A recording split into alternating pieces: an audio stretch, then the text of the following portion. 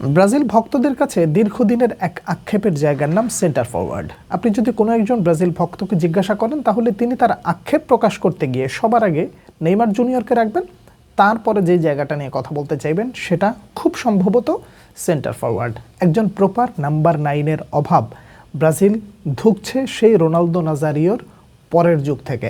মাঝে কিছুদিনের জন্য পাতো এসেছিলেন, তারপরে হারিয়ে গেছেন। বিশ্বকাপ সমাগত ঠিক তার আগে এই জায়গায় যখন একজন নতুন মুখ আপনাকে সম্ভাবনার বার্তা শোনায়, তখন আপনি কিছুটা আশা দেখতেই পারেন। এখন কিছুটা আশার কথা কেন বললাম, যে আমার আপনার পছন্দ হলেও আমি আপনি আশা দেখলেও কার্লো আনচেলত্তি যদি পছন্দ না করেন তাহলে দুঃখ থেকে যাবে যে আমার আপনার পছন্দ দিয়ে আসলে কী বা আসে যায়। তবে যেহেতু সম্ভাবনা তৈরি হয়েছে সেহেতু কথা বলাটাও জরুরি। বলছিলাম ইগোর থিয়াগোর কথা। এই একজন লোক যিনি কিনা অলরেডি একটা সিঙ্গেল প্রিমিয়ার লিগ সিজনে অন্যান্য ব্রাজিলিয়ানদের থেকে বেশি গোল করে ফেলেছেন এবং সেই রেকর্ডটা মোটামুটি এখন নিজের নামের পাশে যুক্ত করে ফেলেছেন। এখন প্রশ্ন হলো, ইগোর থিয়াগো কি ব্রাজিল বিশ্বকাপের দলে অন্তর্ভুক্ত হবার যোগ্য কিনা? যদি আমাকে প্রশ্ন করেন তাহলে বলবো অবশ্যই তিনি ডাক পেতে পারেন। বলবেন কিভাবে? ইংলিশ প্রিমিয়ার লিগ এমন একটা জায়গা যেখানে প্রমাণ করা মোটেও চারটাখানি কথা নয়, ধারাবাহিক পারফর্ম করা মোটেও সহজ কথা নয়। সেই জায়গায় তিনি অলরেডি চলতি সিজনে 16টা গোল করে ফেলেছেন। আর্লিং হাল্যান্ডের পরেই তার অবস্থানটা রয়েছে। বলা যায় যে তিনি পারফরমেন্স দিয়ে জানান দিয়ে রেখেছেন যে আমাকে যদি ডাকা হয় তাহলে আমি নিরাশ করব না। যদি তাই হয় তাহলে অবশ্যই তাকে একটা সুযোগ দেওয়া যেতে পারে। যদিও এই মুহূর্তে কার্লো আনচেলত্তির হাতে পরীক্ষা নিরীক্ষার সুযোগ খুবই কম, কিন্তু কথা হলো পরীক্ষা করবেন আপনি কোন প্লেয়ারের উপরে, যে নিজেকে প্রমাণ করতে পারে কিনা এরকম সন্দিহান থাকে বা যাকে নিয়ে মোটামুটি সন্দেহ থাকে, আপনি তাকে নিয়ে এরকম করতে পারেন যে আসলে দেখি কি করতে পারে। কিন্তু ইগোর থিয়াগো যেহেতু নিজেকে অলরেডি ভালো একটা লিগে নিজেকে প্রমাণ করে ফেলেছেন এবং নিয়মিত পারফর্ম করছেন, সেই হিসেবে তাকে ডাক দিলে মোটেও ক্ষতি হবে বলে আমি ব্যক্তিগতভাবে মনে করি না। এবার যদি আপনি কম্পেয়ারের কথা চিন্তা করেন তাহলে আপনি ব্রাজিলের ফরওয়ার্ড লাইন বা সেন্টার ফরওয়ার্ড যারা আছে তাদের সাথে যদি আপনি কম্পেয়ার করেন, দেখবেন সেই কম্পেয়ারের জায়গা থেকেও থিগোর ইয়াগো এই সিজনের বিবেচনায় অনেক এগিয়ে আছে। তাহলে আপনি কাকে কাকে বিবেচনা করতে চান?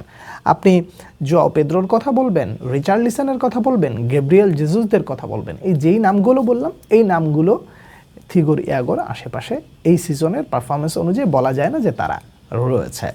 আপনি একজন নাম্বার 9-এর কাছ থেকে এক্স্যাক্টলি কী চান? আপনি গোল চান।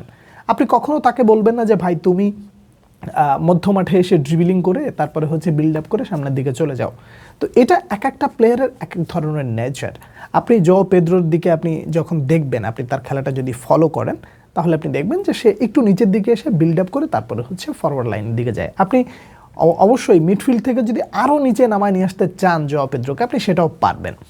কিন্তু একজন প্রপার নাম্বার 9-এর আসলে এক্স্যাক্টলি কাজ কি? বক্সের আশপাশ দিয়ে ঘুরঘুর করা এবং 5টা চান্স পেলে সে 5টা চান্সকে এমনভাবে গোল করার জন্য চেষ্টা করা, সেখান থেকে অন্ততপক্ষে 2 থেকে 3টা সে যেন গোলে কনভার্ট করতে পারে। এক্স্যাক্টলি সেন্টার ফরওয়ার্ডের কাজ এটাই। আর এই জায়গাটাই দীর্ঘদিন ধরে ব্রাজিল ধুঁকছে।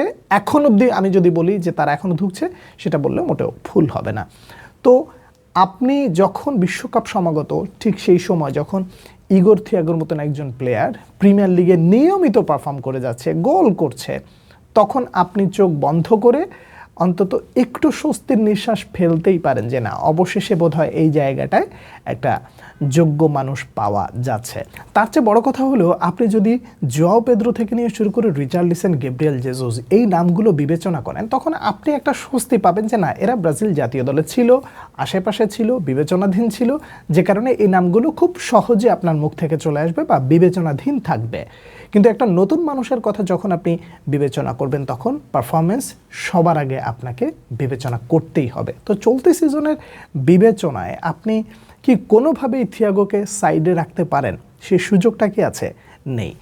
ব্রাজিলের নাম্বার 9-এর যে সমস্যা, সেই সমস্যাটার সমাধানের আসলেই তিনি যোগ্য কিনা সেটা তো ইংলিশ প্রিমিয়ার লিগে তিনি দেখাচ্ছেন এবং পুরো সিজন জুড়ে তিনি দেখাবেন। কিন্তু কথা হলো, এখন পর্যন্ত যেটা দেখিয়েছেন তাতে করে ইগোর থিয়াগো অবশ্যই জাতীয় দলে আসতে পারেন। কার্লো আনচেলত্তি যদি তাকে বিবেচনা করেন সেটা মোটেও ভুল হবে না। আমি ব্যক্তিগতভাবে মনে করি যে একজন প্রপার নাম্বার 9 যার মধ্যে গোল করার অ্যাবিলিটি, তারপরে বক্সে থ্রেট তৈরি করা, প্রতিপক্ষের জন্য একটা হুমকি হয়ে দাঁড়ানো, এরপরে যে কোনো মুহূর্তে গোল করা, এই যেই যোগ্যতাগুলো একটা মানুষের থাকতে হয়, থিয়াগোর মধ্যে সেই জিনিসগুলো মোটামুটি আমরা এই চলতি সিজনে দেখেছি। তিনি যেইভাবে নিজেকে প্রমাণ করার পাশাপাশি জাতীয় দলের দরজায় কড়া নাড়ছেন, তাকে ডাকলে আমার মনে হয় না তিনি কার্লো আনচেলত্তিকে নিরাশ করবেন। খেলাটা আপনারাও দেখছেন নিয়মিত, এবং আপনাদের কাছে অনুরোধ করব তার খেলাটা আরও বেশি করে দেখতে, যাতে করে আপনার মধ্যে থাকা এই ধরনের সন্দিহান যে চিন্তাভাবনাগুলো আসলে কী করবে, আসলে কি তাকে সুযোগ দেওয়া যায় কিনা, এই যে সন্দিহান আপনার মধ্যে তৈরি হচ্ছে কিংবা আপনি চিন্তা করছেন আসলেই কতটা যোগ্য সে, যখন আপনি তার খেলাটা নিয়মিত দেখা শুরু করবেন, তখন এই ধরনের প্রশ্নগুলো আপনার মধ্যে থেকে অনেকটা দূরে সরে যাবে। খালি চোখে বলুন আর যাই বলুন না কেন, একটা ছোট দলে থেকে নিজেকে যেভাবে মেলে ধরেছেন, তাতে করে বলা যায় যে এই সেন্টার ফরওয়ার্ড ব্রাজিলের আসন্ন বিশ্বকাপে যদি দলভুক্ত করা হয়, তাহলে কার্লো আনচেলত্তির জন্য অবশ্যই একটা আশীর্বাদের নাম হলেও হতে পারে। তার খেলা দেখে মুগ্ধ হচ্ছি নিয়মিত। আশা করা যায় যে সিজনের বাকি সময়টা তিনি তার পারফরমেন্স এভাবেই ধারাবাহিক রাখবেন, অব্যাহত থাকবেন, গোল খরা যেন কখনো তাকে স্পর্শ করতে না পারে, সেই আশাবাদ আমি ব্যক্তিগতভাবে রাখছি। সিজনের এই পর্যন্ত আপনারা যারা ইগোর থিয়াগোর খেলা দেখেছেন এবং পরখ করেছেন, যাদের ভেতরে আশা তৈরি হয়েছে যে তাকেও ব্রাজিল জাতীয় দলে ডাকা যেতে পারে, আজকের আলোচনায় আপনাদের ব্যক্তিগত কী মতামত রয়েছে আমাকে অবশ্যই জানাবেন। পরবর্তী ভিডিওতে আবার আপনাদের সঙ্গে দেখা হচ্ছে, সে পর্যন্ত অনেক অনেক ভালো থাকবেন। আল্লাহ হাফেজ।